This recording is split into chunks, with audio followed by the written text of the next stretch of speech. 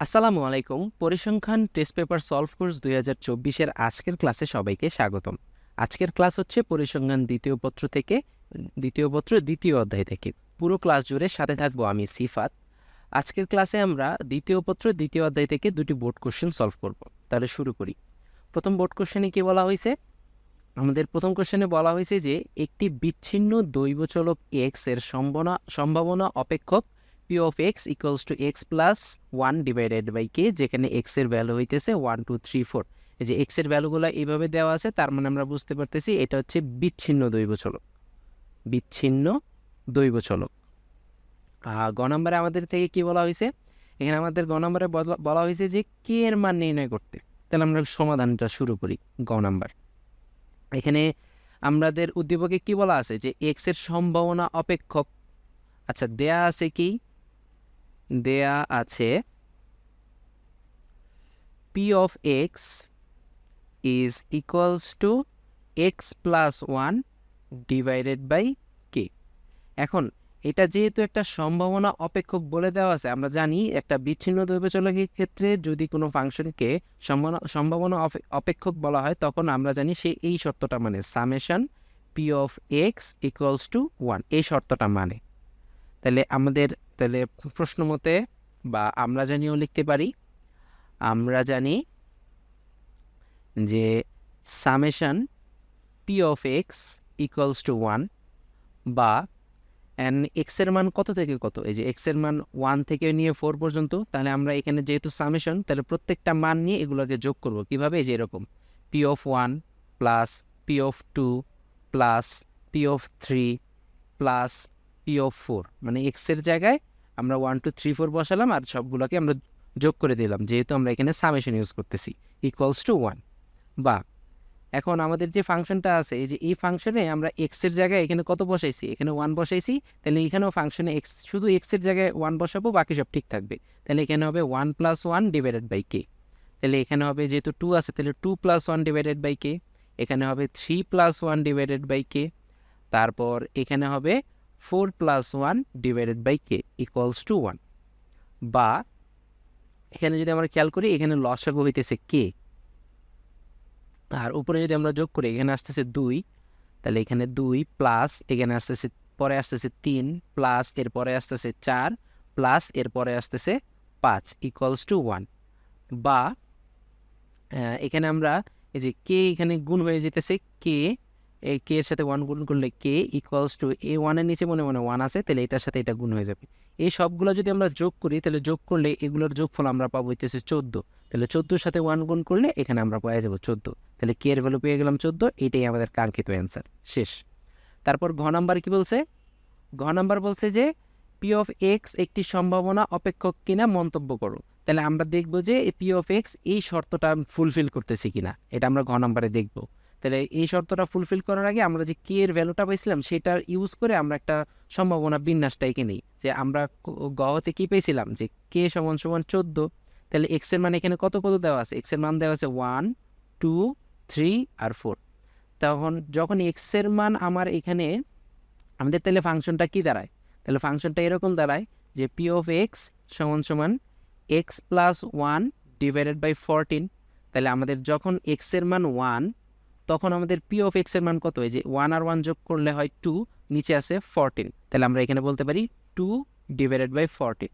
ঠিক সেমভাবে যদি আমাদের এক্স এর ভ্যালুটা 2 হয়, তাহলে 2 আর 1 যোগ করলে 3, 3 নিচে আছে 14, তাহলে 3 ডিভাইডেড বাই 14।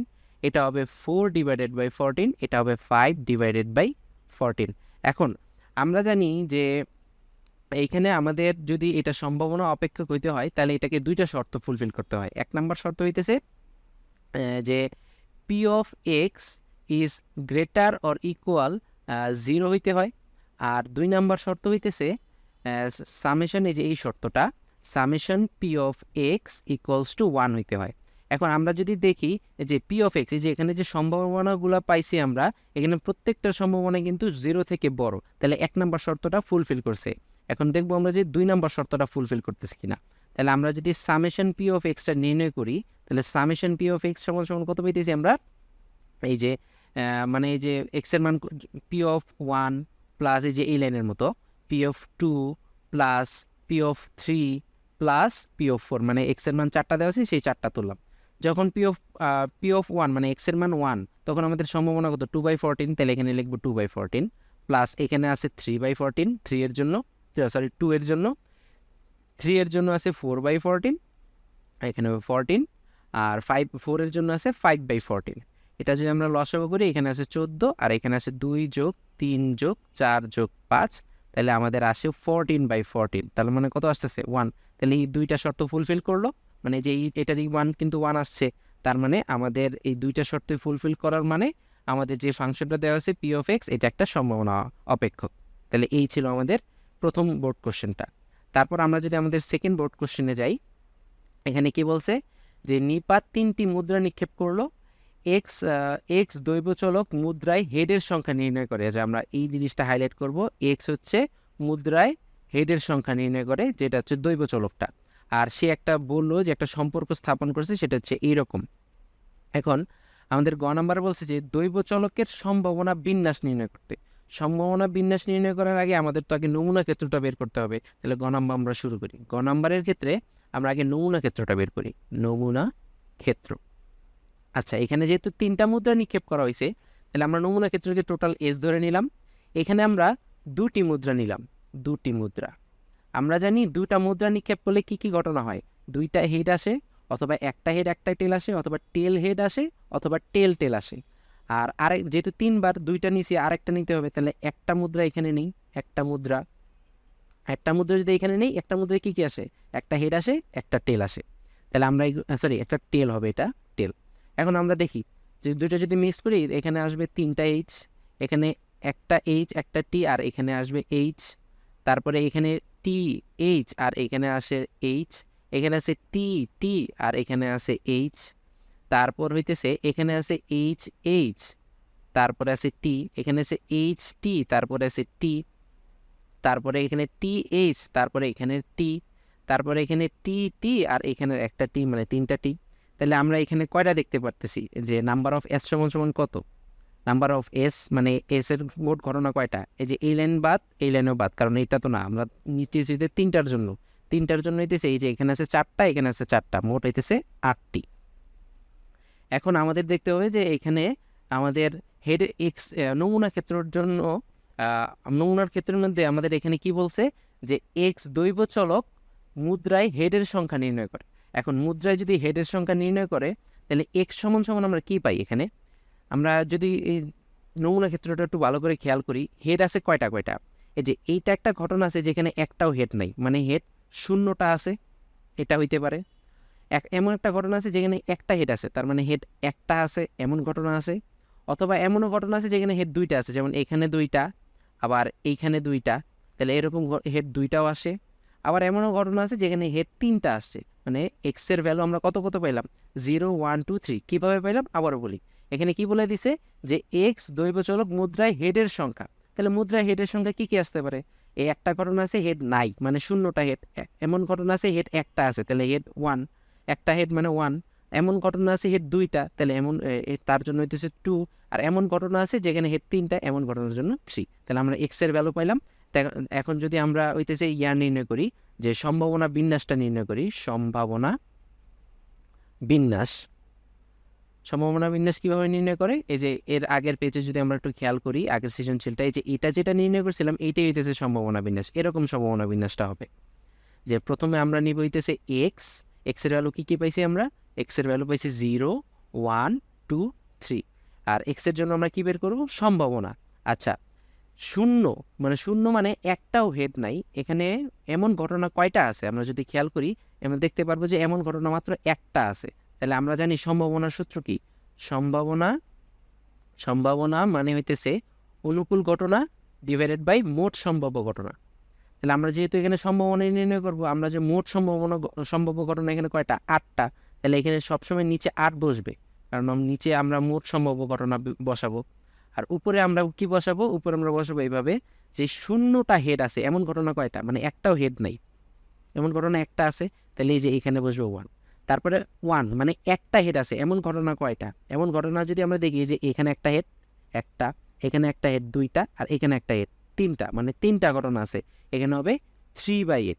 তারপরে 2 মানে 2টা হেড আছে, 2টা হেড যদি খেয়াল করি তাহলে এখানে আছে 2টা হেড একটা ঘটনা, এখানে আছে 2টা হেড 2টা ঘটনা, আর হইতেছে এখানে আছে 2টা হেড যেটা হইতেছে 3 নাম্বার ঘটনা, তাহলে এখানে পারবো আমরা 3টা। তারপর আছে 3টা হেড, মানে 3টা হেড আছে এমন ঘটনা কয়টা আছে, এই যে 3টাই হেড আছে এমন ঘটনা কিন্তু এই একটাই, তার মানে এখানেও 1 বসবে। তাহলে যে বক্সটা পাইলাম এইটাই আমাদের সম্ভাবনা বিন্যাস, এইটাই আমাদের অ্যান্সার। শেষ, গ নাম্বার শেষ।